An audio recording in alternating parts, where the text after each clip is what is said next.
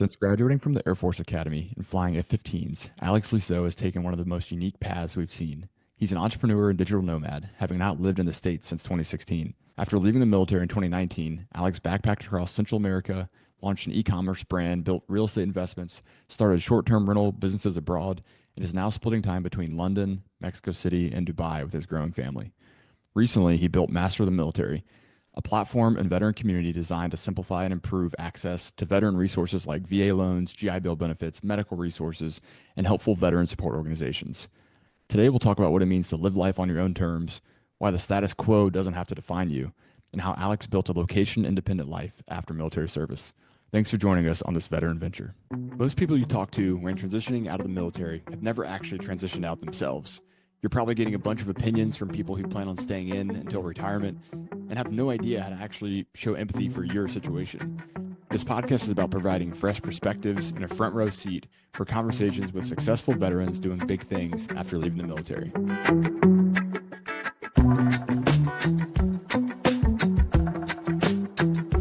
Hey, how's it going, guys?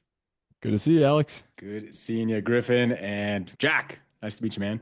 Yes, nice to meet you. I figured after doing a little bit of research and looking into you a little bit, I would have assumed you were the guest that I found just because we have a lot of common interests. But I know Griffin's super into real estate as well, but everything you're doing is right up my alley. So I'm excited about this interview. Cool, man. I don't know if you want to wait till we're actually doing the podcast, but what are the commonalities? We're just solidly in real estate and we're pursuing a new kind of new-ish venture with providing digital products to other agents. It seems like that's the new hotness. Not that I've been doing it for a while, but try to take advantage of Courtney's experience and success here in the Hawaii real estate market and pitch that as a way for people to invest in some of her products and systems that she's created. So Is Courtney wifey? yeah. Yeah. Okay. Yeah. Cool, bro. And sure. I assume you're in Mexico, right? Mexico City at the moment. I am in Mexico City and I apologize. There's like sounds of the city. Of course, as soon as I sit down to do a podcast, somebody's like drilling something next door and there's like sirens going by. So No just worries. apologizing in advance, guys. No, Hopefully it we doesn't. love some natural noises. Yeah, dude. Yeah, that could be another commonality. Isn't Mexico just some sort of island off of Texas? Jack's also on an island in the Pacific, so Yeah, pretty much. It's right by the Gulf of America. Right exactly. Gulf of America. I'll tell you, I haven't brought that up with any Mexicans yet while down here. I'm just not saying a word. there. Right. Didn't they claim the Gulf of California though? They made that the new Gulf of Mexico, so they got something. There you go. It's all right. Yeah, dude. Nice. Well, excited to jump into this conversation. You've got a very atypical background and kind of transition story, so excited to share that with others. But the premise of this show is just to help people see that there are other options out there beside taking a Fortune 500 corporate job, and you certainly are a prime example of that sort of route. So we're excited to jump in.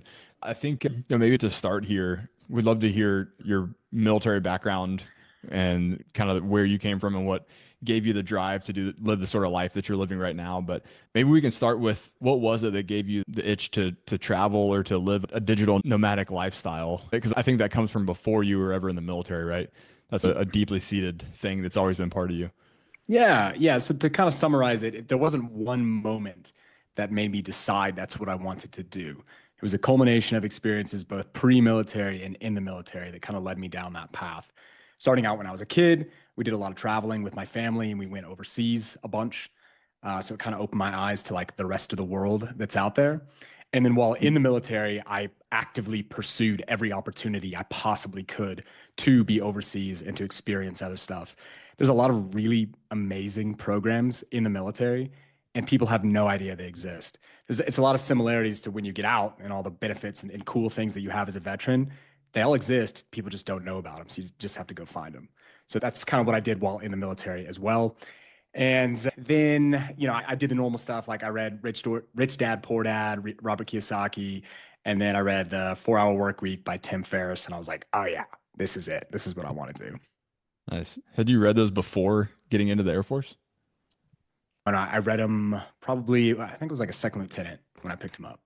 Okay, awesome. So there's something inherently about you that inspired you to find I know you did an exchange program in Mexico while you're at the academy. You traveled quite a bit afterwards. There was something about you that even before stumbling upon those books, stumbling upon the mindsets of other people that are living similar lives, you were already doing the atypical path, it seems. I don't know many others that do international exchange programs while at an academy or some of the other programs that you did. So it's really cool seeing that from the beginning, you have seemed to always be someone who takes the route less traveled, or maybe the route that no one else even really knows about. And you just happen to look in the right places or ask the right questions to find it. The key is just to go digging, man. Go asking around. Like that's just the advice I would give for someone that's still in the military right now, that's interested in stuff like that. Like start, with the bros or the people working around you, but there's a likelihood they have no idea because everybody's within their own little circle of stuff. So get outside that network, post on LinkedIn, I don't know, just ask the question and see what's out there. Yeah. I feel like everybody at the academies who did a semester abroad, by no means am putting you in a box, but they had to find out the information themselves. It's not just something that they're like, hey, do you want to come do this? It's people who are grabbing life by the horns, who are willing to take kind of a risk, right? Like a lot of people at the academies are like, okay, let me just do these 4 years. Let me do what I'm told to in order to succeed. But one of the best man at my wedding was one, he did a semester abroad in Brazil. And Nice. I just feel like he's one of the smartest, most, I don't know. People just fit into that box when when I hear they did a semester abroad at the academy. Was it a military academy you did a semester abroad at, or as a civilian? No, so this was the absolute coolest program on the planet. I was minoring in Spanish, and they had three schools they would send you to on exchange.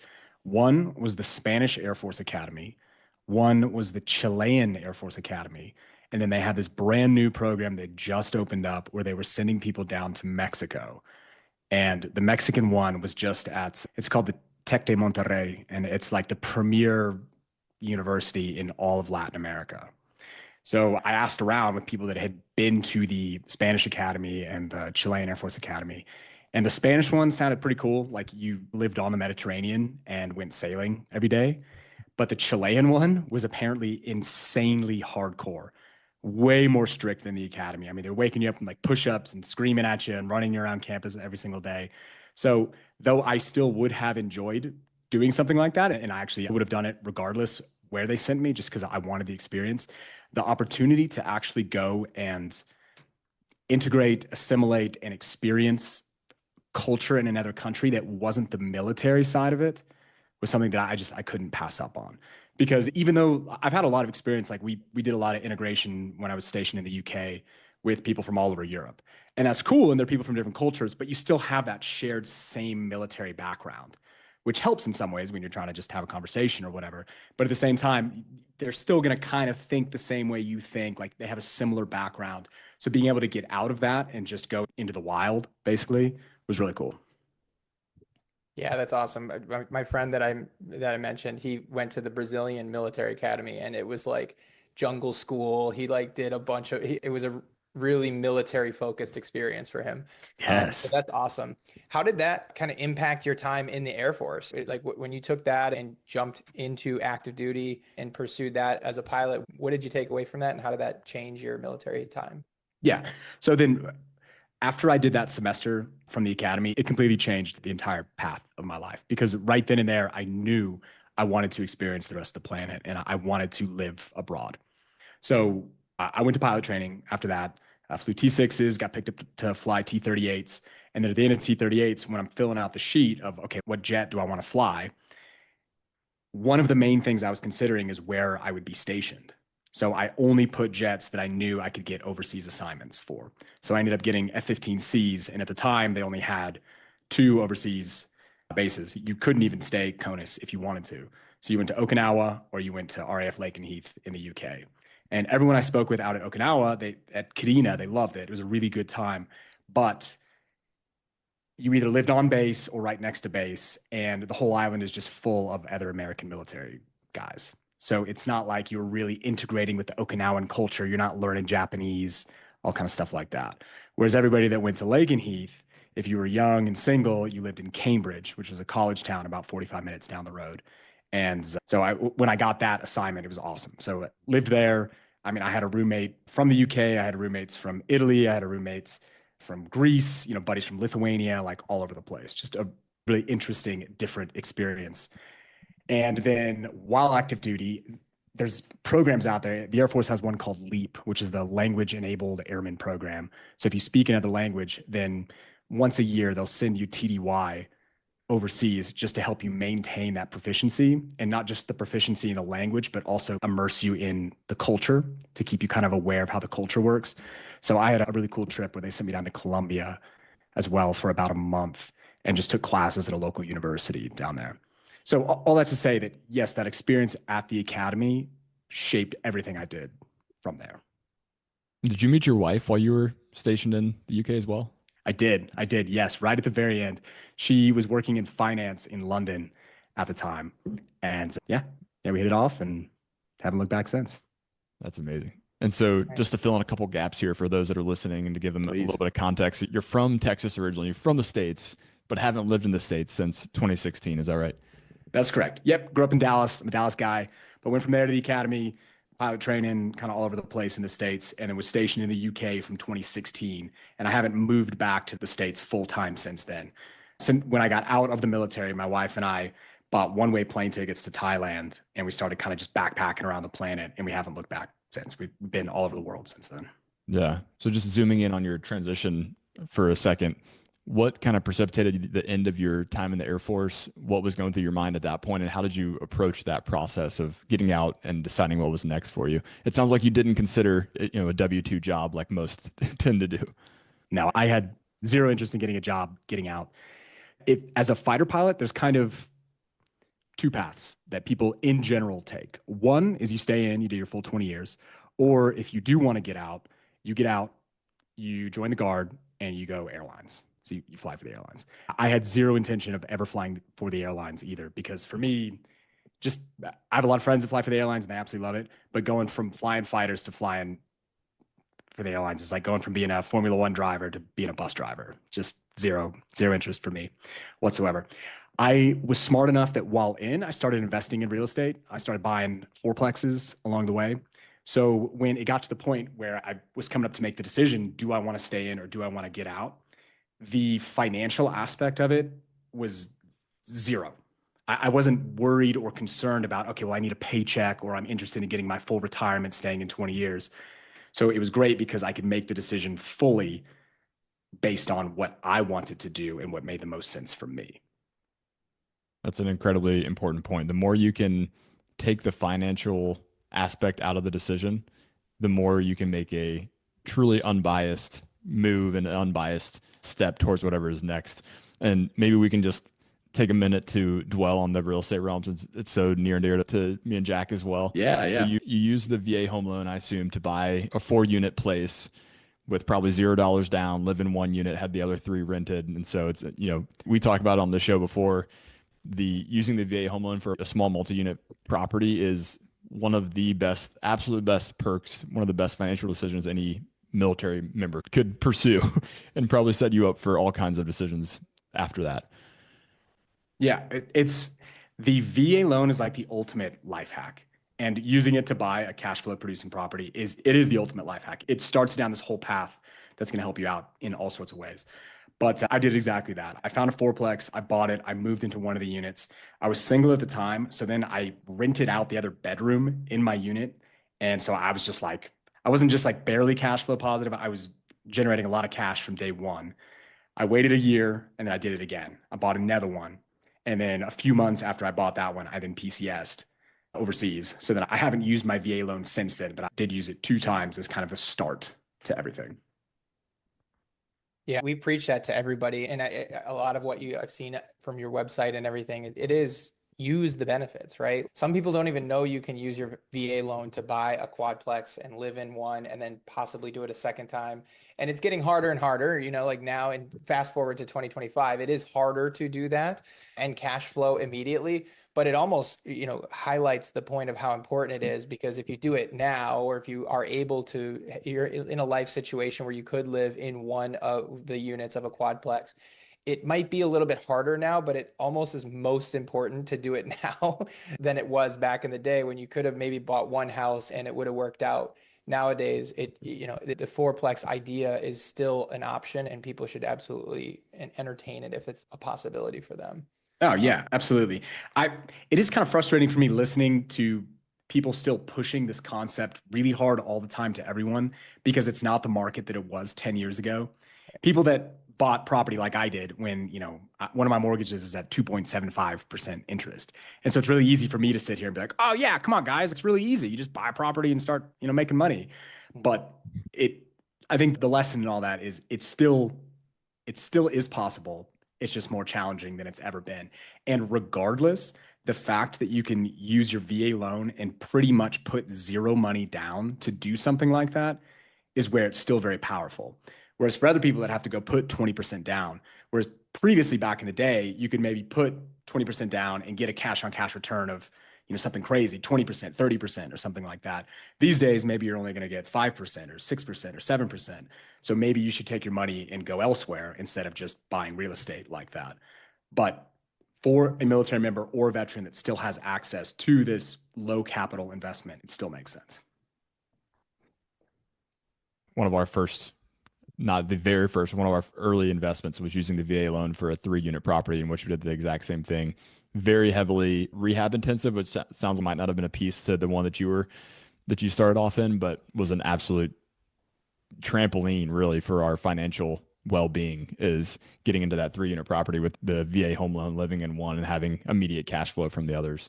Such a powerful, and we talk about the other two things, and we'll get to, love to talk more about the community that you're building through Master of the Military, but the three things that we talk about that, again, to your point, it's not the same real estate market that it used to be, but still using your VA home loan to buy a multi-unit property when it makes sense, taking your VA medical claims process seriously so that doesn't come back to bite you later on. And then the third part being do a corporate skills program. I know that program has also shifted in recent times, but still a phenomenal way to get your feet wet and have a more smooth off ramp as you leave the military. So those seem like 3 things that are kind of right down the alley of what you guys are talking about and teaching about through Master of the Military.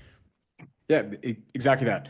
Basically, I put together the community that I wished I would have had years ago when I was still in, and I wished I would have had when I got out, and then I wished existed basically up until now, which is just combining all of the amazing, cool resources that are available to us, putting them in one place for everyone to access them, and then teaching everyone not just how to use them, but then how to leverage them to actually reach particular goals that you have.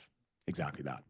Yeah. And when you combine them all the way that you're doing, it's really even more of a benefit because really it just starts to compound on itself. And when you're a one-stop shop, which it seems like you're covering every base as far as education on what is out there, I think it's a really great option for people to at least give you a chance and listen, because for the first 5 minutes of listening or being at your website, they can learn a lot. And I think that's kind of the key. That's exactly why we're doing this too, just trying to get people educated on what's out there, because Griffin and I also recently transitioned, and it was all right, not as much support as we thought we would get, and left us wanting a little bit more. So that's awesome. Man, I love that you guys are doing this, that you guys are doing something like this, because when I got out, even 5-6 years ago, I'm sure maybe this stuff existed, maybe there were podcasts, people talking about this, but if there were, they weren't extremely popular. People weren't talking about them. It wasn't recommended to me to go listen to this stuff before I got out. Whereas I imagine now, like, you guys have enough of an audience that the word is getting out and people are able to start learning before they make the transition. Yeah, absolutely. That's the hope. Yeah, that's the hope, man. Yeah, but thanks for doing it, guys, because I know it's hard work, right? Like, yeah, that's the goal. The goal is that we have conversations on here that Jack and I wish we could have had before we got out, and people can just have a front row seat to those conversations and impressive people like yourself that are doing things a less conventional way. But maybe we can take this moment to tell us a little bit more about Master Military, who would be a good fit for that community and what they could expect to get out of it in more detail beyond the kind of one-stop shop for veteran resources. Yeah, so sure thing. So it's for anybody military related. So if you're still in, if you're out, if you're a vet, if you're guard, reserve, if you're an officer, if you're enlisted, it doesn't matter, because what's sweet is we all have access to the same resources. It's like there's so many Instagram gurus out there right now trying to sell you a dream of sign up for my drop shipping course or buy my crypto or sell courses about courses to people that want to sell courses to people, and you're going to make $1 million overnight or anything like that. So this isn't that. Like, this isn't that at all. What we're doing is we're pulling the resources together, like we talked about, and then we're kind of giving you a blueprint that you can follow, like a proven blueprint that other people have used for financial success. So it's really geared for people that are willing and ready to put in the work. Like the saying that I've been using is that it's simple, but not easy. It's kind of like going to the gym and trying to get super swole. You know what you need to do. You need to go pick up heavy weights and put them back down again and again and again. It's really simple, but it's not easy. Like, you have to go in and put the work in there. Then just like very specifically, like we've broken it down into 3 C's is what we're calling it. We have the classroom, where we built out hours and hours of like kind of masterclass video modules, just walking you through it if that's the best way that for you to learn. Then once you get through that, then we have the community, which is kind of just like a messaging board where you can get on and ask any questions that you want. And then we have some subject matter experts that are part of the community, and then other members can jump on and help answer the questions as well. And then lastly, we have the calls. So we actually bring in subject matter experts to help teach particular subjects, and then our members can get on there and ask very particular questions about stuff as well. And something I want to add that makes this different from a lot of other things that are out there is that this isn't free. We're charging for this. And I'm bringing that up because it's a good thing. And the reason it's a good thing is a couple different things. One, it filters out the noise. I don't know if you guys are members of any of these. There's a lot of cool like Facebook groups out there, like military investing and military real estate, kind of stuff like that.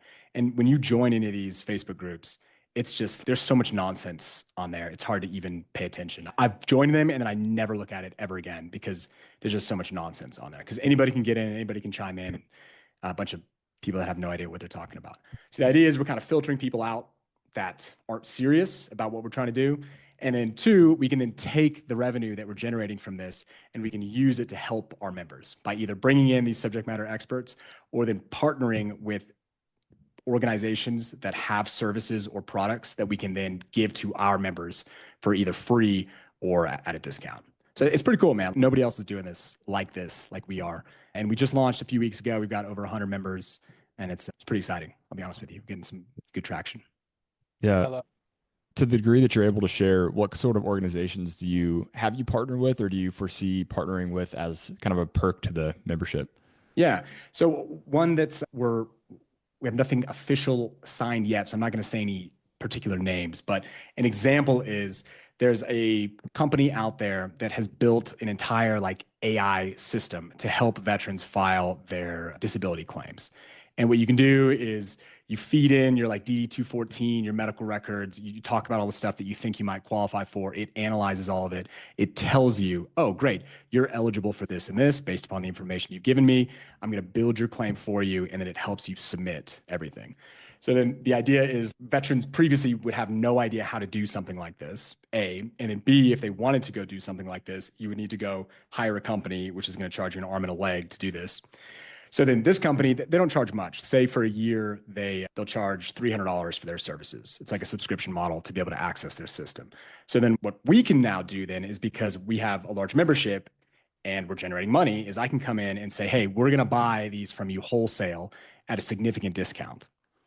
And then I can then take these memberships and then give them to our members for free. So then now they have access to this. So that's just like the first one that we're working on right now. And there's other stuff out there that's that we're still discussing, but nothing else solidified yet. But the idea is to have something also related to kind of military real estate investing as well.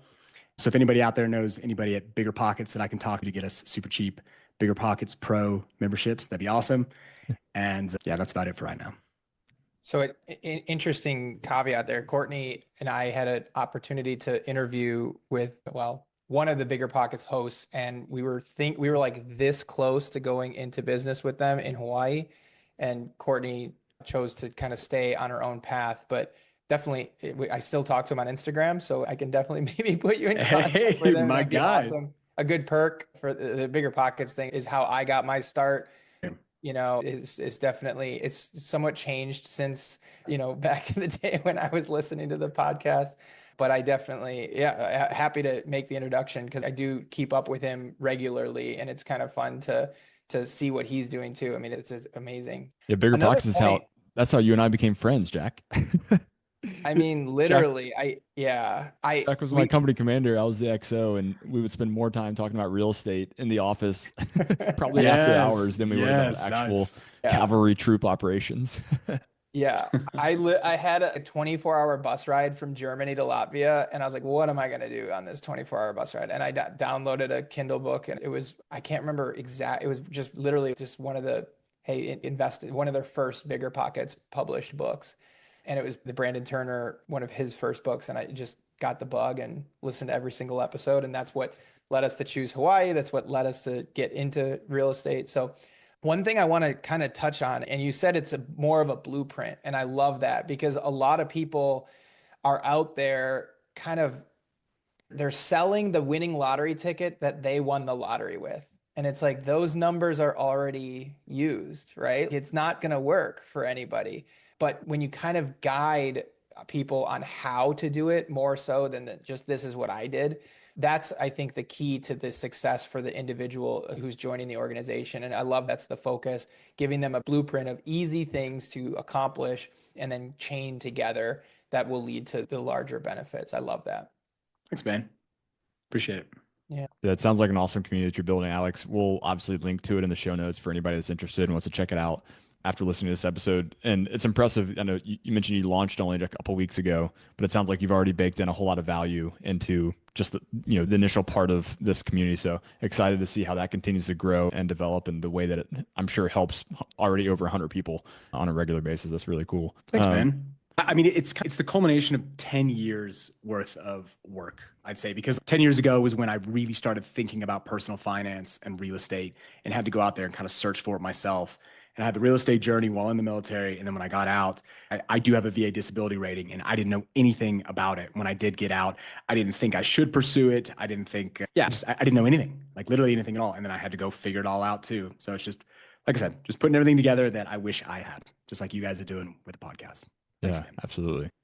Well, to circle back a little bit to your time getting out of the military, you took a little bit of time off, right, between getting out and either starting what was next or kind of beginning your own venture. Can you talk about that period of life? I know it was kind of COVID driven, so it was a little bit atypical, but not something that couldn't be done today. Yeah, so it was a weird time, I guess, because it was right before COVID hit. But what I would say is, for me, I thought about things differently than I would say the average person getting out of the military would, because I thought of my end goal and set these kind of parameters and then worked backwards from there. So when I made the decision to get out, I was like, great, cool. I want to generate income somehow in a completely location independent manner, in a way that could be scalable and very lucrative, and also where I didn't have to directly trade my time for money. And then I went, okay, cool. What exists out there? What can I do to find that? I don't want to reinvent the wheel. I just want to find a system that works and get into it. So I was like scrolling Instagram one day, and I saw some Instagram guru advertising a dropshipping course that he was selling. And I was like, sure, whatever. I'll check this out. So I paid for it, and I took the course. And it wasn't scammy, but it wasn't like that good. It wasn't incredibly helpful, but where it did help me is it gave me a framework that then I could improve. So I started this dropshipping company. It was actually never dropshipping. I started an e-commerce company that I then built out, where we just originally were selling one product in the UK, Amazon UK, and then we branched out all over Europe, and then we started selling in North America as well. And we branched out and ended up selling basically thousands of different products. Something else that happened with kind of a unique situation is you can also buy a business. I'm sure a lot of your listeners already know about this, but you can go out and use an SBA loan and put down 10% and buy a cash flowing business. And these days, it seems to be the hot topic thing that everybody's saying you can do. And there's a lot of gurus out there selling you on this idea that you can actually pay zero down and you're just going to buy these amazing, easy businesses that are going to make you a ton of money. But this was back before it was really popular to talk about this. And I was going to buy a travel company that was based out of Mexico. It was an American company, but it operated in Mexico, and it sold kind of like VIP party packages to people that wanted to go to Cancun or Playa or Cabo or whatever. You could book these packages in advance.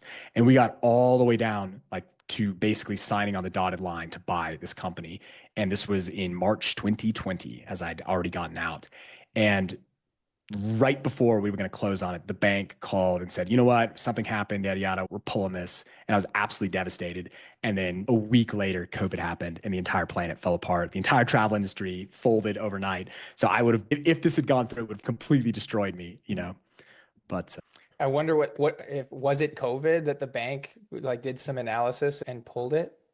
no, I mean, this is a long time ago now, so I don't remember Wow. specifically. It was pre-COVID actually happening. I think it was something where they didn't like that I didn't have experience in particular in this, you know, this type of business or whatever, but we'd gotten it all the way to the finish line Wow. and then they changed their mind on it. Well, that quite lucky, but sometimes the you know that's Yeah, yeah, man. I think the luck sometimes, you know, I like the comment of luck favors the bold, and we've talked before that there's different kinds of luck, you know, but in that case, it's maybe just blind luck that saved it. But what did you pursue instead of that? So COVID hits, where's your head at? So actually that I told it a little out of order here, but I was going to buy that business that fell apart. And then it was after that that I Okay. really got the e-commerce company going. And then actually e-commerce absolutely blew up during COVID because everybody was sitting at home and couldn't go anywhere. So everybody started buying everything online. And so we expanded, we grew that out. I ended up selling in 17 different countries. We had 25 employees, all based in the Philippines. And that was what financed the lifestyle traveling around the planet from there. And Nice. then I remember in a recent conversation that has now been sunsetted or close to sunsetted, correct, with some changes in the Amazon algorithm and the way that they do business. So you've kind of gone full cycle on a few different avenues here. And it's cool to see the kind of the evolution of your business pursuits along the way and kind of compounding the lessons you've learned through all of these different ventures. Yeah. Well, so yeah, the Amazon stuff is completely done now. It's kind of like the way I've looked at my life is these series of chapters that I have a goal in mind. And then when I accomplish it, it's like I'm then ready. I enjoy it for a little while and then I'm ready to move to the next thing. So in particular, it was like chapter one, I want to be a fighter pilot. So there's this long path to get there. Boom, check. I'm a fighter pilot. Awesome.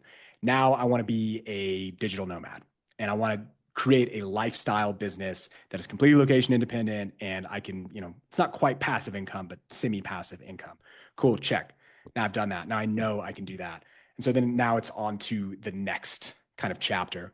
And a way that like I kind of suggest to people how to think about any sort of new experience that you're going to do, whether it's getting a new job or going to college or getting a degree or anything like that, is you can break it down into four different things.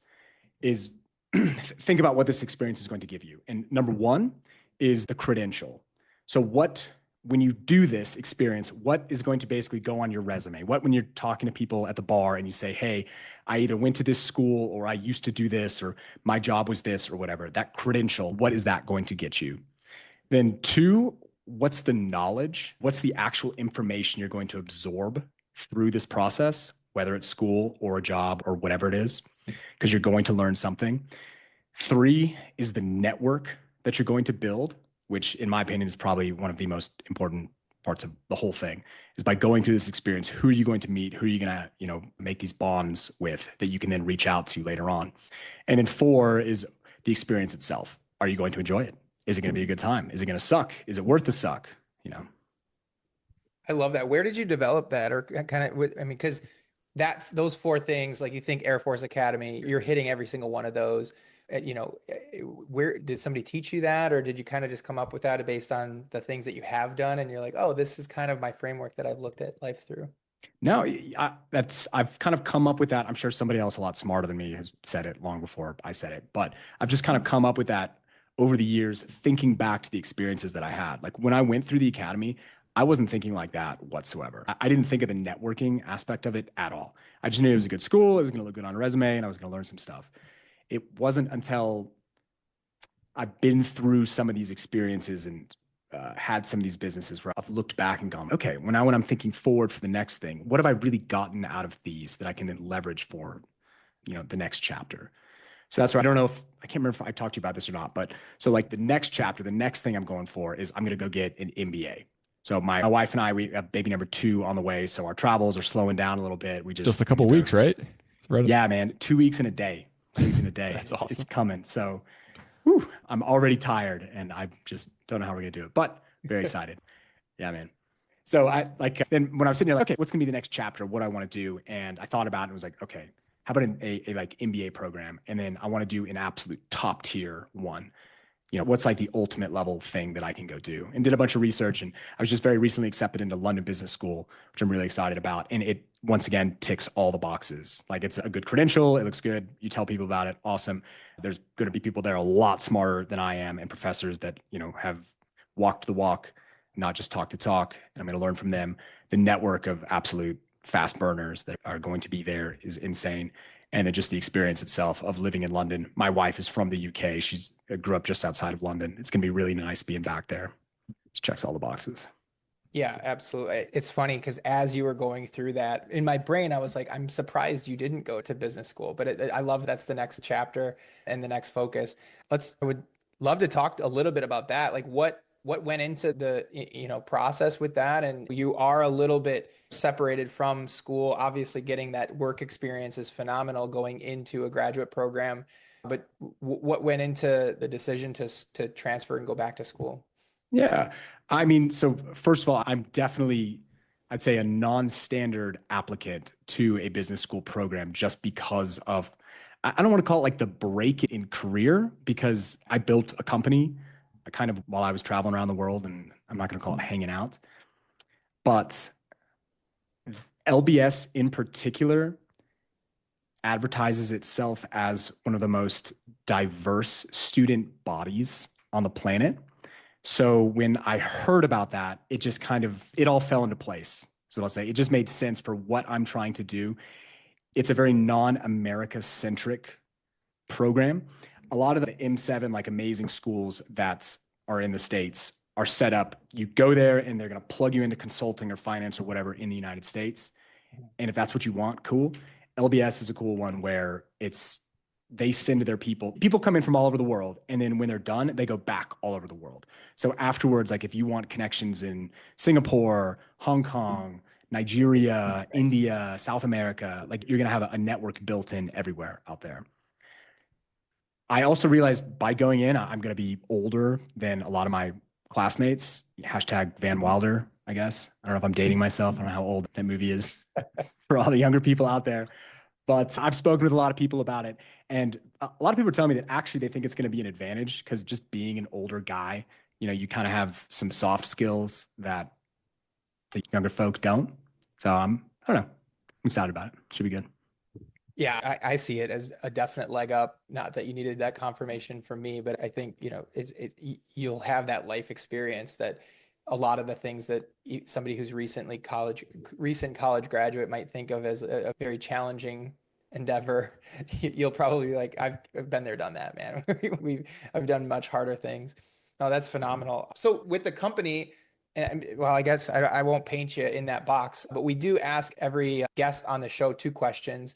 One is really, how can our audience help you accomplish anything that you're trying to accomplish, so business-wise, life-wise, what have you? Yeah. I mean, I guess then the one ask that I would have is if anyone in your audience or anyone out there knows anyone or anything or any service that could benefit military members or veterans at scale, reach out to me. Put it in front of me so that I can put it out to other people. Because that's my whole goal with this, is just to get this information out there to as many people as possible. So that's my one ask. If you want to come in and check out our community, awesome. That would be wonderful as well. But even if it's not for you, if there's stuff out there that I can help other people out with, please bring it to me. Nice.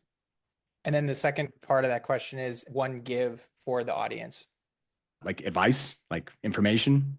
Well, you can give your car, you can give the future baby if you want.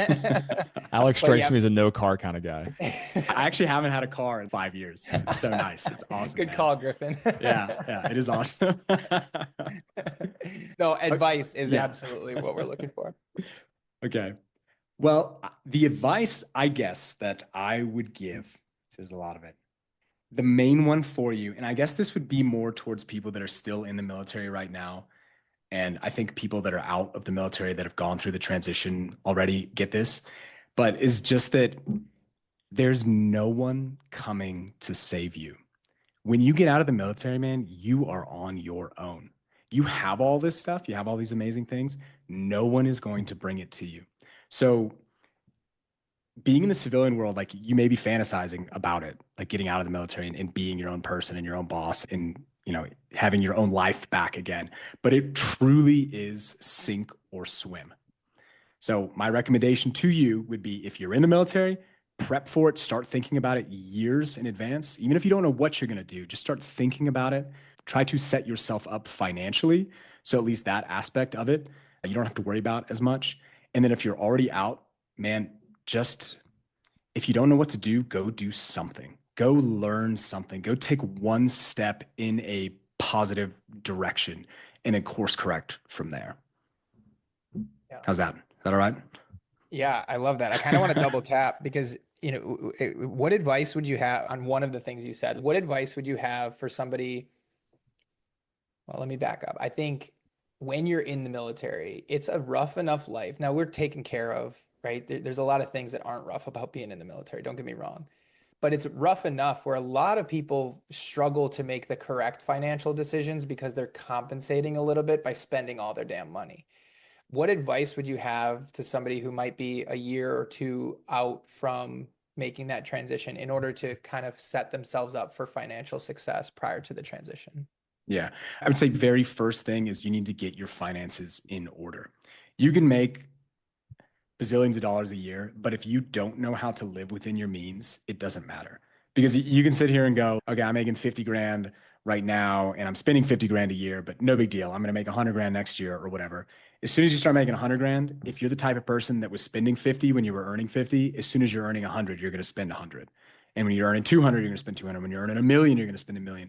So that's the first thing is just do your research, talk to people, pay for a course. Like, I don't know, whatever you need to do, but read some books, but get your finances in order. It doesn't matter if the bucket itself is leaking. You can keep pouring water into it, but it's just going to leak out. So patch that stuff up first would probably be the biggest tip I'd recommend. Alex, I'd like to, you mentioned, and this is going back a little bit, but you mentioned the very clear criteria you used that you were looking for when you decided to become a digital nomad with your now wife. Do you take that approach to every next chapter? Do you very clearly define, and I know you mentioned the 4 things you want to get from every pursuit or every venture, but do you also very clearly define kind of the left and right limits? This is what I want success for this chapter to look like, because I think that's an incredibly important point. You didn't just blindly pursue some job that would make you as much money or would allow for a lot of the conventional things that people look for, a title even. But instead, you define I can't remember the exact ones, but 4 or 5 criteria: could live wherever, made money while you slept, wasn't tied to your hours, those sort of things. Do you apply that same logic to every next chapter as you're kind of deciding what direction to go? Because I think a lot of people hit that point and they're like, I don't know how to define those things. I don't know what to pursue. And they kind of have to iterate and figure it out along the way. So I'd be curious your mindset on how you set those parameters and go about that. Yeah, I definitely do. I would say depending on the phase of life that I'm in dictates not only what the parameters are, but also how strict they are. So going into transitioning from the military to digital nomad life, in one way, those parameters were strict because I was like, absolutely, I'm not getting a job. Absolutely, I have to be location independent. But then it gave me a lot of wiggle room to figure things out. I'd say then, yes, the next chapter that I'm going into right now is the same thing. I want to, though I don't know what's kind of on the back end of the MBA, I know that I still want to be an entrepreneur. I want to be my own boss. I want to build something that's really exciting.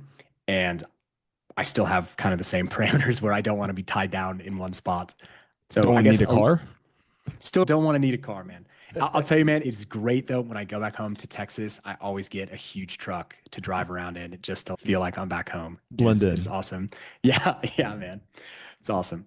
But yeah, so just a very long way to say, yes, set criteria for yourself when you're deciding what you want to do next. Don't just go out there and just blindly. The first thing that shows up, don't just jump on it. That's all. Yeah, I was going to ask what, and maybe you're not able to answer this at this point, but I was going to ask what, and if you think this far ahead, but what does Alex 10, 15, 20 years from now look like and is doing? I mean, and maybe it's not a very specific company or startup that you've pursued, but what is the long-term vision? And do you even take that sort of approach, or do you try and focus on more, closer targets? Yeah. So this might be kind of lame, but I'll kind of steal, I think it was like Matthew McConaughey's Oscar speech or something, where when people would ask him about 10 years from now, like he said, like basically, I want to be the person 10 years from now that I look up to. I want to be the person that I would, that the younger version of me would aspire to be, kind of thing. So, very generally, I'll say that. Like, I just want to keep improving whatever it is, every aspect of my life, my family, my relationship with my wife, my relationship with my kids, my health, my businesses. I kind of think really you can have a 10-year plan, in my opinion. Like I have a 1 year and a 5 year and a 10-year plan, but really the 10-year plan, you don't know what's going to happen. Life is going to take you in so many different directions. So go ahead and have it, think about it, put it out there if you want. I wouldn't stress about it too much. I think a 5 year plan is very reasonable. You can kind of steer yourself in a particular direction for 5 years. But yeah, so me in particular, I'm just thinking through crushing this MBA and then seeing what's going to happen on the backside of it. Ideally, like some kind of startup back, maybe as a backup plan, PE, VC. Don't know. Yeah, I'm with you. I think a 10-year plan, while great to have a semi North Star, is also kind of wasted effort if you really agonize over it, because Alex 10 years from now is going to look immense. I mean, you can't even fathom what he's going to look like, what he's going to be doing, what is going to interest him. It's just going to be an entirely different person in so many ways, because you're an ambitious, growth minded person who's going to continually evolve and change and pursue different things. So I think it's a good way of looking at it. To And switch focus, I have one question, just because it's applicable to where Courtney and I are at too. How old is your child? My Son two is year, 2, 2 years and and then like one two on the months. way. Yeah, and That's then one, awesome. one on the way. So maybe not thinking about it yet, but probably maybe you probably are. How is schooling is how are you going to handle schooling with also having the idea of maybe being a little bit more nomadic and not being, localized to one place? And I ask because we're thinking about transitioning possibly from like the schools and pulling them out and actually doing some sort of homeschooling or some sort of schooling where we could be a little bit more able to travel. How old are your kids? 6, 5, and 3. Ooh, yeehaw. All right, Yeah. man. Good for you. Well, so I'm actually glad you asked me this question, because this is something my wife and I have talked about, thought about, researched, all sorts of stuff. So I'm not an expert in this whatsoever, because we haven't actually done it yet, because our kids, my kid and soon to be second kid, are still too young. But there's an entire concept out there called world schooling. So like people talk about homeschooling, and then there's world schooling, and there's different ways of world schooling, and there's all these communities online that you can join now. The coolest one that I've heard of, and that I think my wife and I will probably check out at some point, there's a school called Boundless, Boundless, Boundless. And they have campuses in, let's see, on Bali, Montenegro, Spain, Portugal, Greece. I'm not sure where else. That might be it. So they have these campuses all over the place, and they're on a universal curriculum.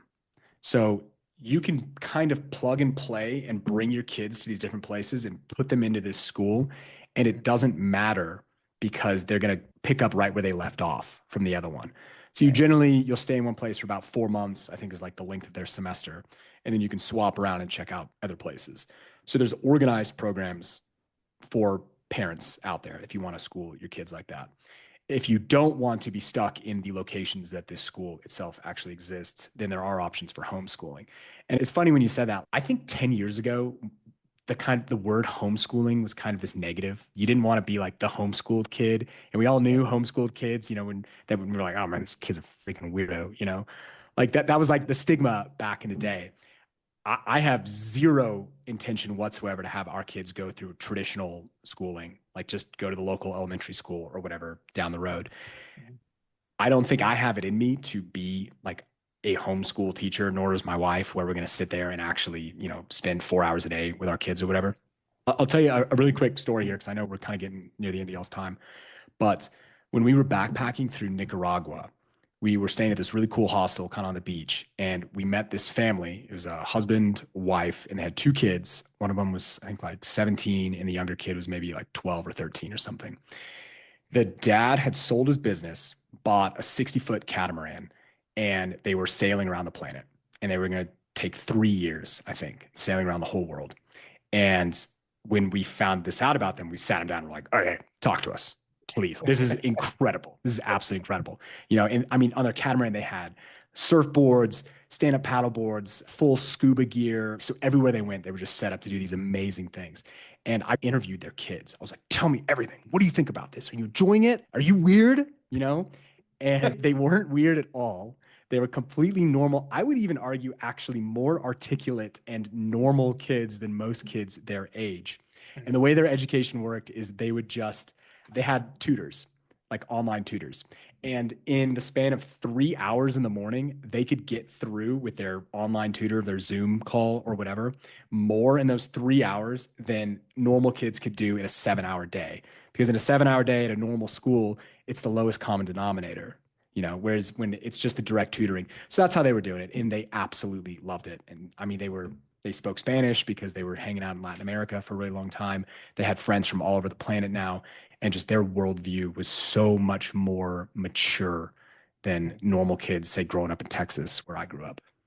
Well, I imagine, I mean, not to speak where I'm not familiar yet, but I imagine some of the AI tutors that have recently been released and are going to continue improving the accessibility, the cost, how easily it's catered to your kids' learning abilities is just going to continue to improve. So I imagine that will be a very, accessible and viable option going forward. Having a tutor that works anytime, any time zone, and is very much catered to how your particular kid learns. So the world's changing fast, man, real fast. Yeah. No, and you got to try to keep up with it because you can't look at it through a lens that like when we were applying for colleges, at least in my brain, it's like, well, if they're homeschooled, how are they even going to get into college?